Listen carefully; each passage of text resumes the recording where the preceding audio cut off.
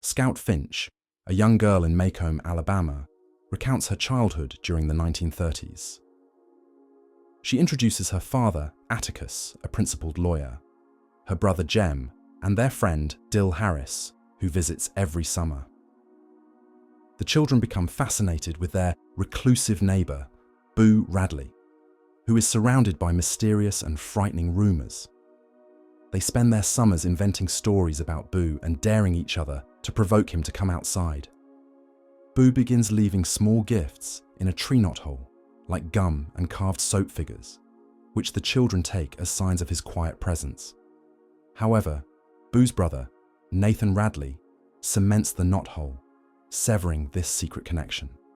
Scout starts school, but struggles with her teacher, Miss Caroline, who criticizes Scout's advanced reading skills and lack of conformity to classroom rules.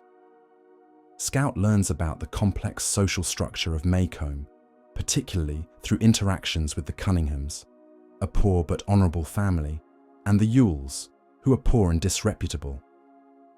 Atticus teaches Scout to approach people with empathy and to see life from their perspective. Scout befriends their neighbour, Miss Maudie, who offers insight into Boo Radley's life, suggesting that he stays inside to avoid the judgmental world outside. The children's fascination with Boo intensifies when they sneak into the Radley yard. After a frightening encounter, Jem loses his pants, but when he retrieves them, he finds them mended and folded, hinting that Boo is watching over them. During a rare snowstorm, Miss Maudie's house catches fire, and as the town comes together to help, Boo quietly places a blanket over Scout, further showing his protective nature.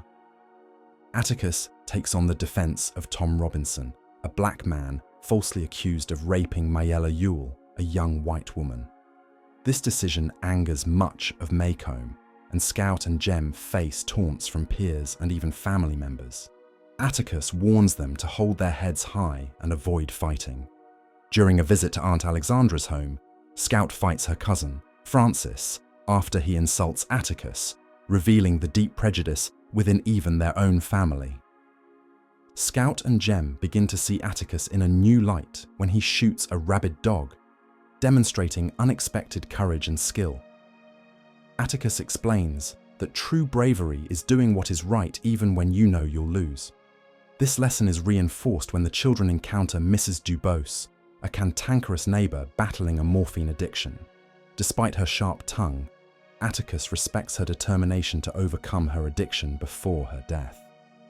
Calpurnia, the Finch family's black housekeeper, takes Scout and Jem to her church, where they experience the warmth of the black community and learn more about Tom Robinson's personal struggles.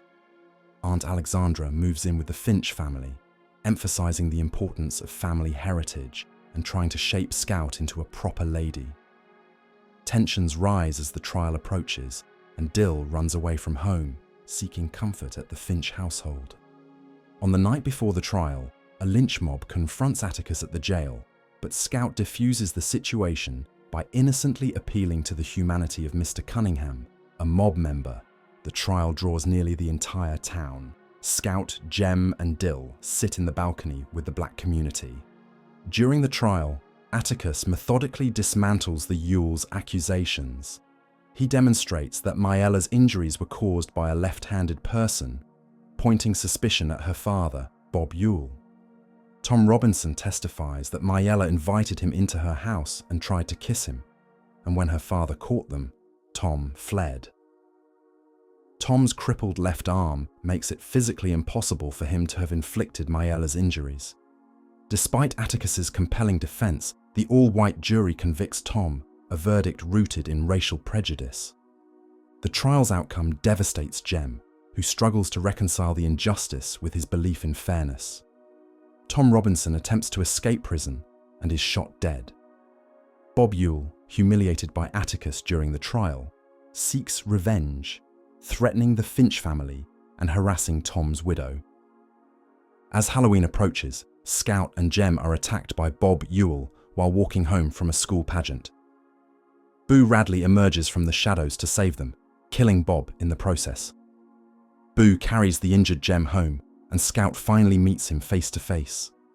She realizes Boo is a kind, gentle man who has been quietly protecting them all along. The sheriff decides to report Bob's death as an accident to shield Boo from public scrutiny.